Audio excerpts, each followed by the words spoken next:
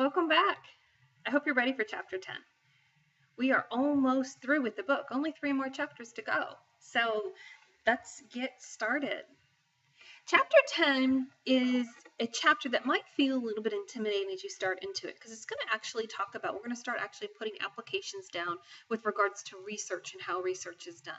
Now, don't worry, before the end of the class, you're not going to have to conduct your own research, but I do need you to have a good, solid understanding of the different types of research that is done, how you would formulate the appropriate interdisciplinary questions with regards so you could formulate research in the future. In other classes, you might be asked to do research as you move through your educational process. So I want to make sure that you're having a clear understanding of clear familiarity with it.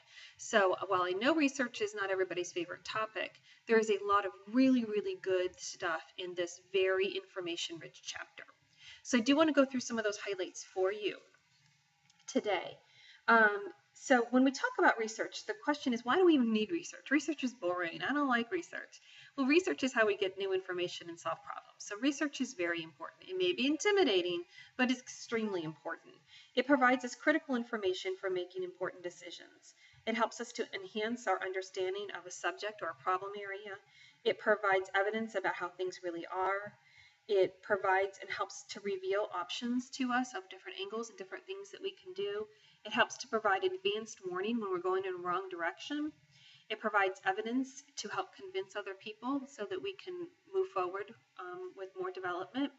It provides guidance on how to make things better as we can apply research from one situation to another. When we look at research, it's actually divided typically into 2 primary areas, disciplinary and interdisciplinary. So we've been going through those definitions. By now you should be pretty familiar with them.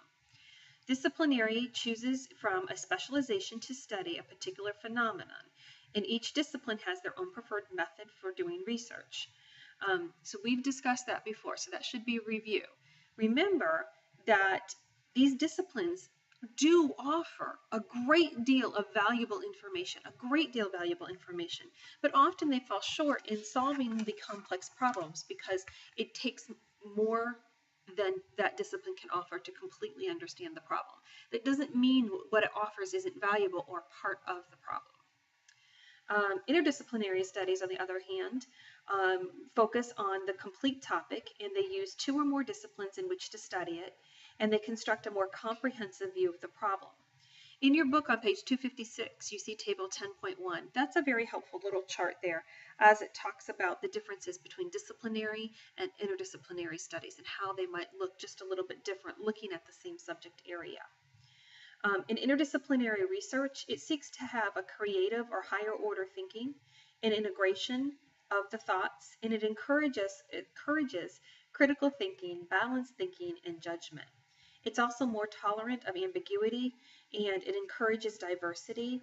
It helps us to deal with complex real-life problems and focuses not just on the problem, but on the actions. And so what that says is it accepts in a discipline, they may say, well, it must be wrong because we haven't completely solved the problem. It sort of worked, but it didn't work completely. Interdisciplinary studies can come back and say, well, that's part of the solution, but not the entire solution. Now understand, disciplines bring something to the table, something they're very, very good at. But that may just be part of the solution. And we need to respect those disciplinarians and know what they do and what they do very well and bring that part into it. As an interdisciplinarian, you're not going to know the intricacies of that. You're going to know your own strengths, and you're going to know what you're good at, and you're also going to know what you're not good at so that you can rely on those other disciplines to bring that information forward and help you. As we go through this chapter, you're going to be focusing and starting on the broad model. We're going to be looking at in the future chapters too. As we complete this book, we're going to focus on that broad model. And that's a model that is basically a rubric or matrix that will help you to break apart a question and to determine if it should be studied through an interdisciplinary way.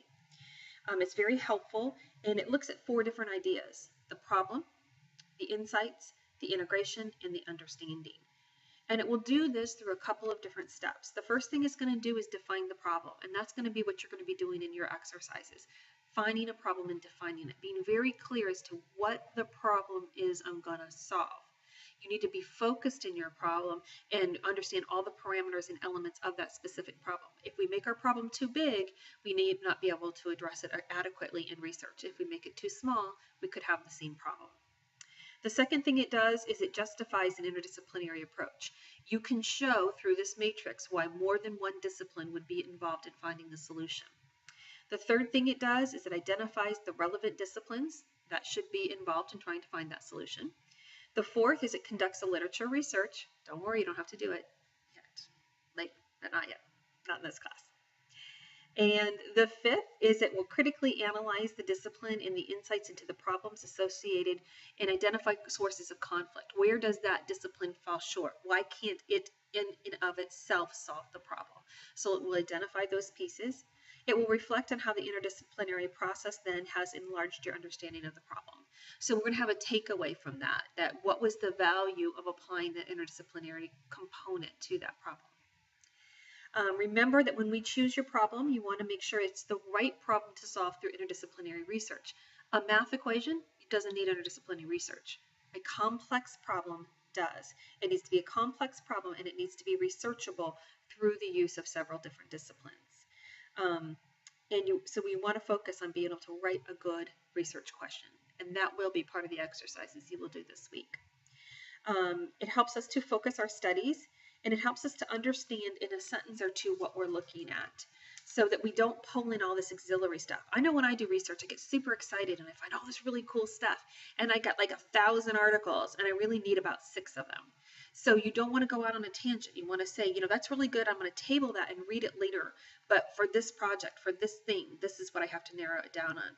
If I'm looking at poverty in children that are in elementary school, I don't need to be in the United States or in a particular city. I need to focus on just that, because what affects that area may be different than what affects a different area. It helps to define the scope and the boundaries of the study, which I just said. And it helps us to avoid things like discipline jargon, discipline bias, and personal bias.